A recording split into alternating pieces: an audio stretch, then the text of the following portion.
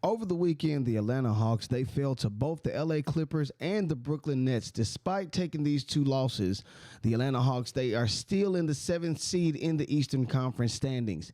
As we count down the number of games, or would you say opportunities for the Atlanta Hawks to maintain their positioning, there are a few things we have definitely got to discuss regarding the Atlanta Hawks and the Atlanta Hawks future. But before we get into that, what's going on, everybody? My name is Walter Pollard, and this is Atlanta Hawks Digest. Of course, where you get all your Hawks information, your news, and different updates and things of that such. And of course, we still got trade updates coming. Definitely be on the lookout for that, as my co-host Chris Tip Moore is definitely going to give you guys updated on that.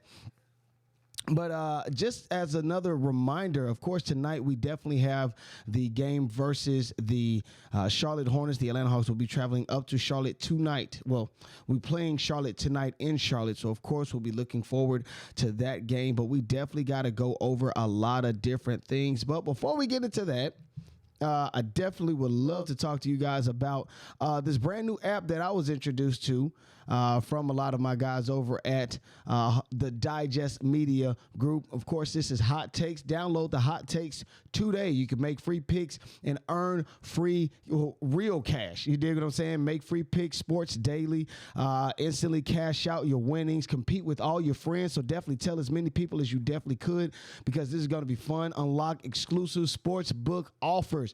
Listen, I am excited to do this because, of course, it is March Madness.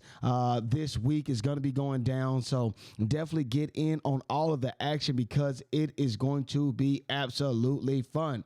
Now, let's go ahead and just jump into these 14 games left, and let's break down how many opportunities the Atlanta Hawks have in order to get themselves in proper and prime position for the playoffs. You know what I'm saying? Oh, not that one, but yeah. Playoffs? You kidding me? Playoffs? I just hope we can win a game. Yes, I understand that, Coach Vermeil, but listen, it is time to really dig deep and look into how we are as far as the playoffs are concerned. Okay, now the Hawks, they have 14 games left. I call them 14 opportunities for the Hawks to maintain their position in the Eastern Conference. Now, let's not forget, they are at the number 7 seed in the Eastern Conference, with Miami and the Orlando Magic vastly approaching. I mean, they are quick and right behind the Atlanta Hawks. I think there's like a half game separating the Hawks from the Magic.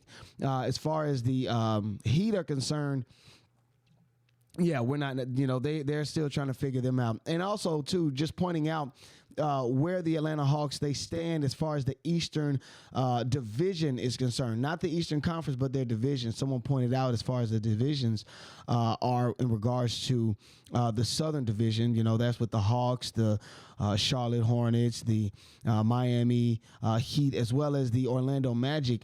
And, we've been projected, the Atlanta Hawks have been projected to win that outright. You dig what I'm saying? Having better records than Charlotte, of course, and Miami, as well as the Orlando Magic. But it really doesn't feel as though that's a major accomplishment, only because everybody's primarily bad, you know what I mean? But you definitely want to do what you can to, win those games, or, be the best of whatever situation you're faced with. Even if you are dealing with a depleting section of the conference or whatnot, you still want to be the best of that. So let's just go ahead and just break down these games, because it's going to be pretty serious. Okay, so about playoffs? You kidding me? Playoffs?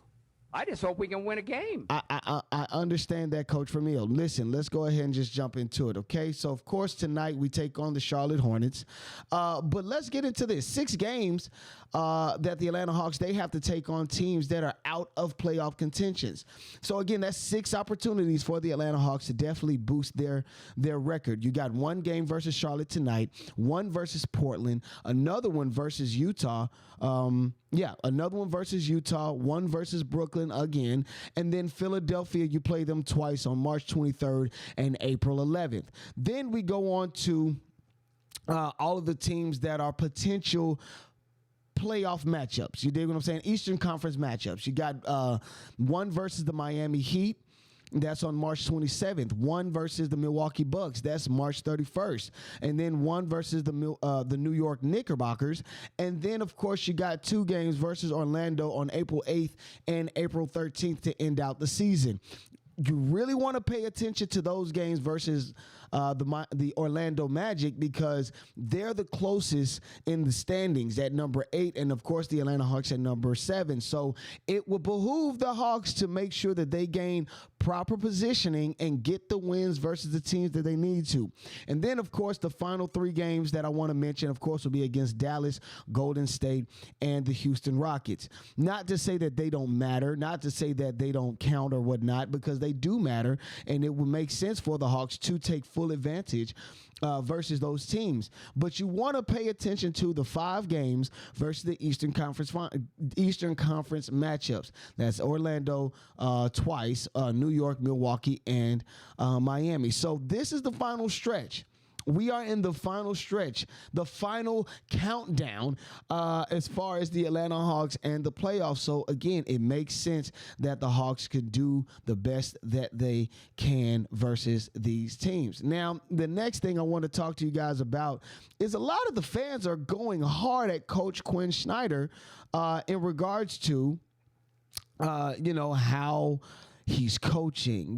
Coach Quin Snyder is to blame for a lot of fans. A lot of fans are blaming Coach Quin Snyder for, how the Hawks are losing, how the fact that the Hawks have major opportunities. Let me not get that again. But again, Coach Quin Snyder, he's at the helm of a lot of blowback for blowing a lot of leads, and losing a lot of games and games that are winnable. Of course, we lost again to the Brooklyn Nets over the weekend. We shouldn't have lost that. As a matter of fact, we had a 6-point lead in the half, and it was an expectation to possibly keep going. But then again, when you look at it, you can understand why he's getting criticism, but also understanding his sense of thought, I would assume.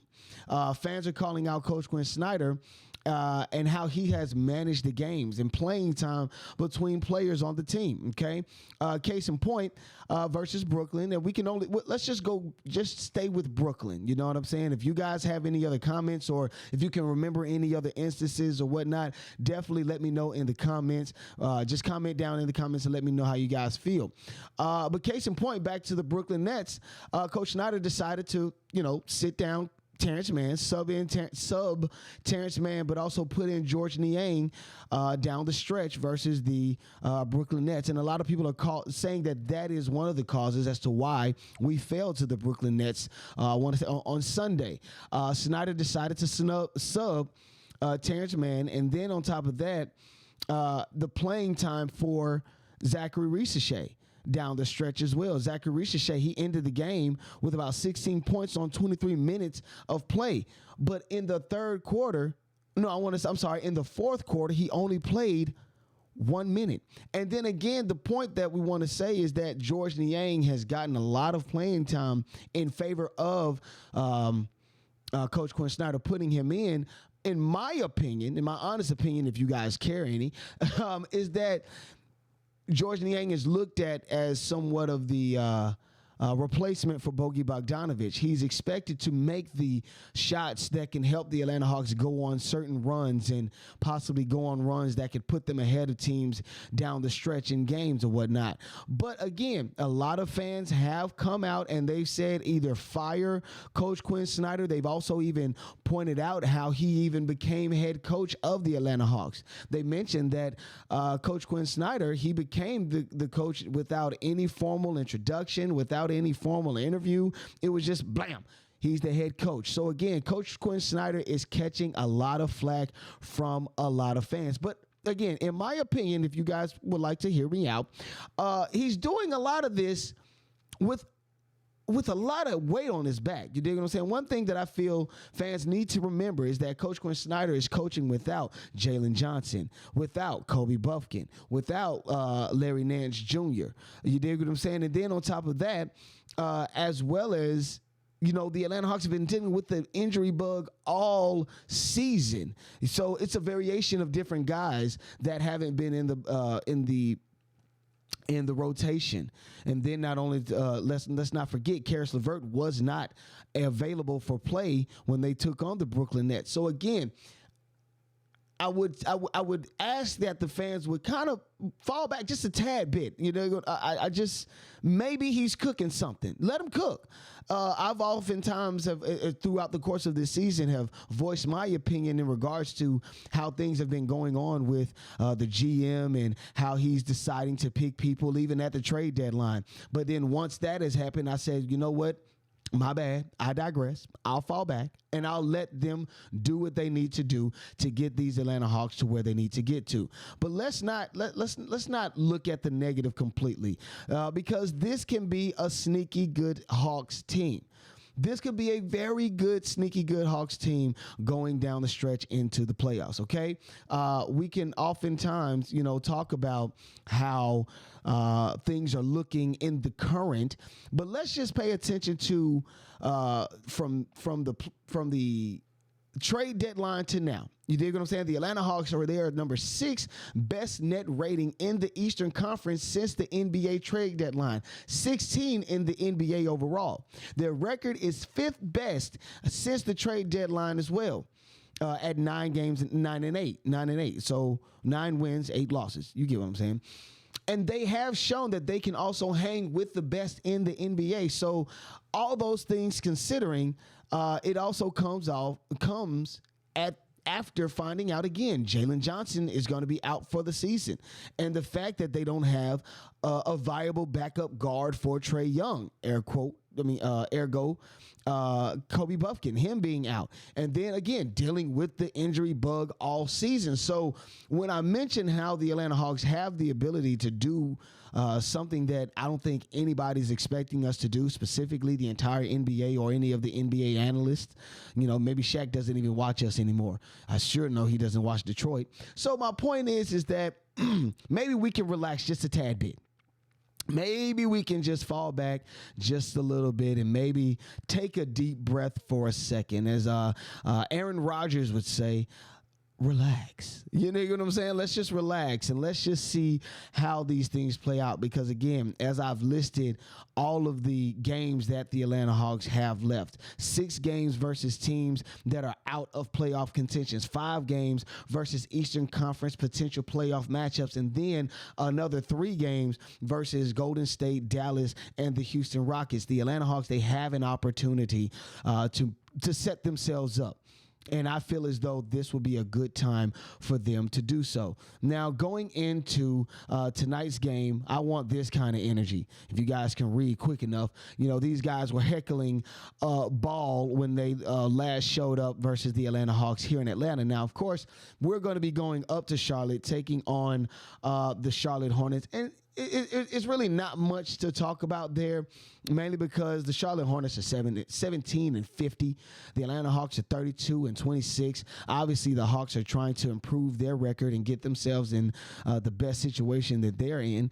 But I mean, looking at the Charlotte Hornets, their injury report: Grant Williams is out for the season. Brandon Williams is out for the season. Josh Okogie is out with a hamstring injury. Trey Mann is out for the rest of the season. So their list of injuries is almost is as extensive as the Atlanta Hawks. But looking over a 10-game stretch right now, the Hawks are 5-5, averaging about 119 points per game, with about 42 rebounds per game, 29 assists per game, and 8 steals per game. The assists and the steals is something you got to pay attention to, because major shouts out to Trae Young and also Dyson Daniels for doing that. Also, happy belated birthday to Dyson Daniels. My man Chris Tidmore told you guys about that.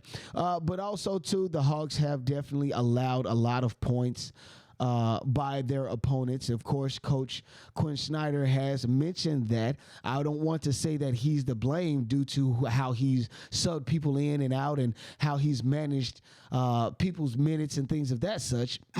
But that is a cause for concern. That is a point of emphasis that the Atlanta Hawks have to beef up their defense.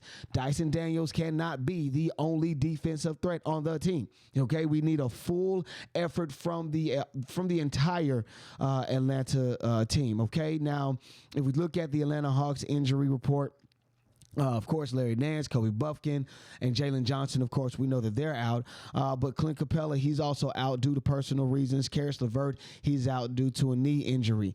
So, again, we're definitely going to be expecting a lot from Mo Gay. Definitely a big shout out to him for definitely stepping up and being the player that the Hawks need. But we need a lot from Mo Gay. We need a lot from Onyeka Okongwu. And again, defense, defense, defense, and more defense. With all that being said, my name is Walter Pollard. This is Atlanta Hawks Digest, and I am, you already know, I'm signing out. Peace.